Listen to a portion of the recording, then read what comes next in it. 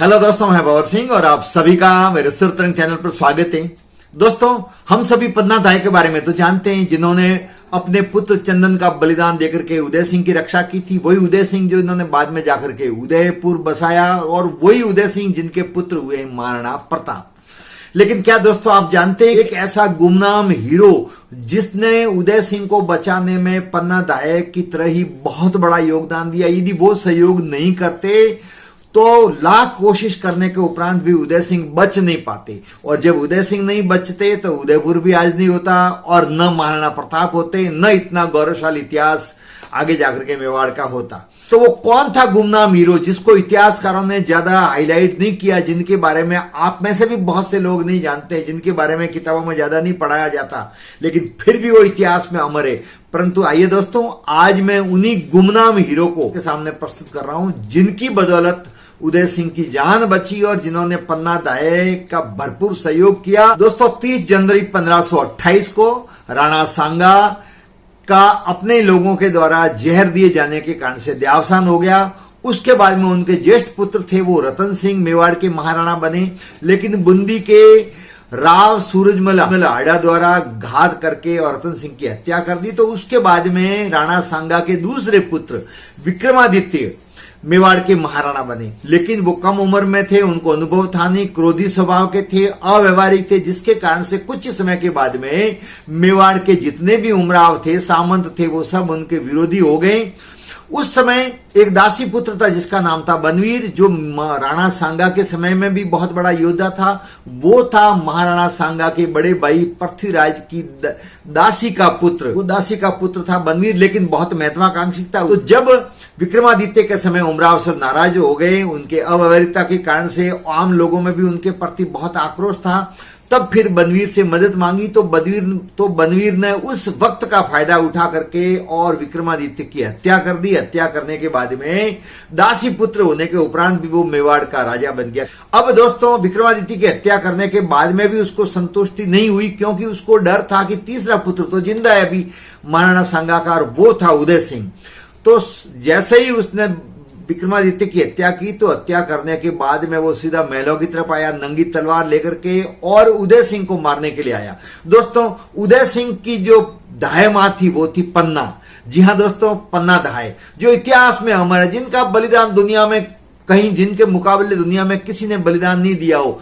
उस उदय सिंह की खातिर जिसने अपने पुत्र चंदन का नजरों के सामने बलिदान दिया हो, वो मां तो धन्य है। उसके मुकाबले तो दुनिया में किसी ने कोई बलिदान न दिया है, न शायद कोई दे पाएगा। जब दोस्तों पन्ना दाई को पता लगा कि विक्रमादित्य की हत्या कर दी और बनवीर तलवार लेकर के महलों की तरफ आ रहा है उदय सिंह को मारने के लिए, तो उनके पास में समय कम था, सोचने समझने का भी समय कम था, लेकिन उतनी शीघ्र उनको निर्णय लेना था। उनको पता था कि यहाँ आएगा तो वो छोड़ेगा नहीं, मार करके ही जाएगा। तो उन्होंने फटाक से अपने पुत्र चंदन को पलंग पर सुला दिया और उदय सिंह को छिपा दिया।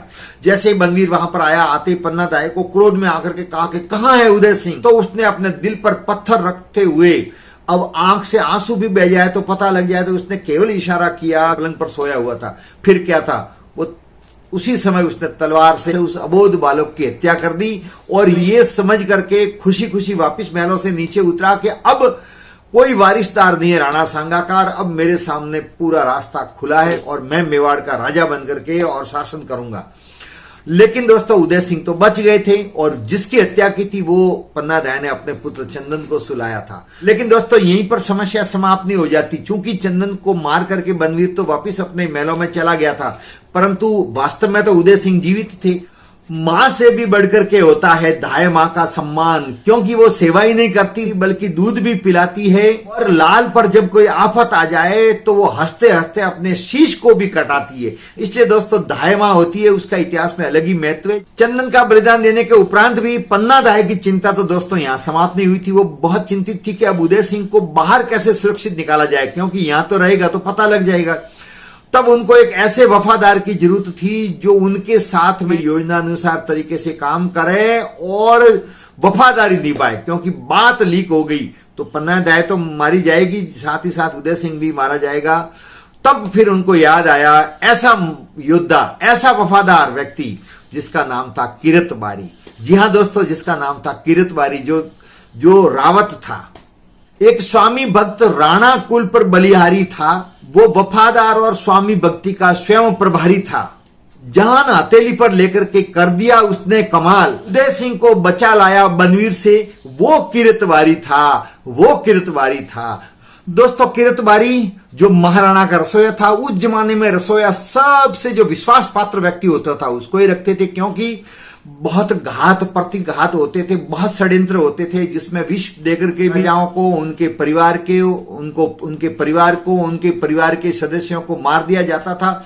ऐसे में किरतवारी था, वो उनका प्रमुख रसोया था। साथ ही साथ उसने अपने कार्य, अपने व्यवहार से अनेक बार स्वामी भक्ति सिद्ध की थी, वफादारी सिद्ध की थी, इसलिए उसके प्रति बहुत विश्वास था। उसकी एक अलग प्रकार की साख बनी हुई थी। और वैसे भी दोस्तों रावत जाति होती है, वो बहुत स्वामी भक्त होती है, बहुत बहादुर होती है, साहसी कौम होती है।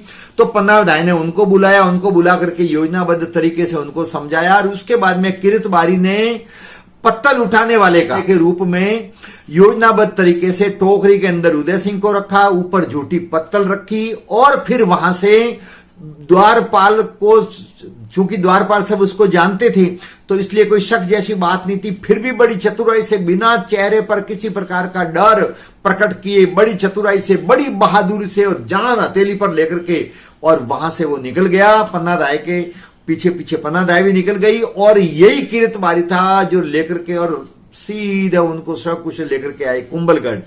और दोस्तों इस प्रकार से किरतवारी ने बहुत बड़ा योगदान दिया उदय सिंह को बचाने में।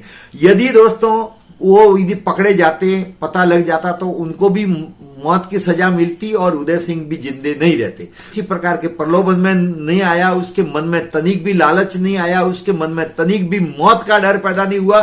बस उसके मन में तो एक ही दृढ़ इच्छा थी कि किसी भी प्रकार से मैं स्वामी भक्ति दिखाऊं, मैं नमक खाया है, उस नमक का कर्ज चुकाऊं, और आज मुझे बढ़िया मौका मिला है पन्नादाय के माध्यम से, तो मैं उदय सिंह को सकुशल यहां से बाहर ले जाऊं। और फिर वो लेकर के गए, और उसके बाद में दोस्तों कुंभलगढ़ में आकर के उदय सिंह रहे।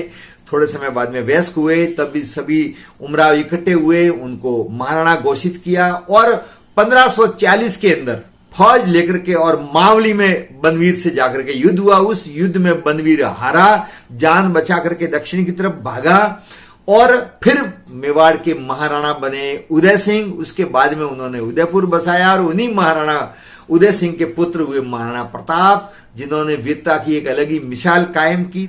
मेवाड़ का गौरव यूं ही कण कण में परिभाषित है, इतिहास पटल पर वीरों की गौरव गाथा प्रकाशित है। यहाँ मुंड कटे रुंड लड़े ऐसे अनेक अवसर आए हैं, इस अमर धरा के अमर गान कवियों ने खूब सुनाए हैं। तो मेवाड़ के बारे में हमको बहुत कुछ कविताएं पढ़ने को मिलती है, बहुत सारे लेख पढ़ने को मिलते हैं, और इतिहास पढ़ते हैं तो इतिहास में अनेक एक से एक बढ़ करके गौरव गाथा, वीर गाथा, यश गाथा को पढ़ने को मिलती है। तो दोस्तों ये मैंने आपको इतिहास का वो प्रसंग सुनाया, गुमनाम हीरो के बारे में बताया, जिसकी बदौलत उदय सिंह की जान बची थी। कोई इतिहास की रोचक जानकारी कैसी लगी, आपके कमेंट्स का मुझे जरूर इंतजार रहेगा। आप शेयर करें, और सब्सक्राइब नहीं किया हो तो चैनल को सब्सक्राइब करें। वीडियो देखने के लिए आप सभी का बहुत बहुत धन्यवाद। जय हिंद।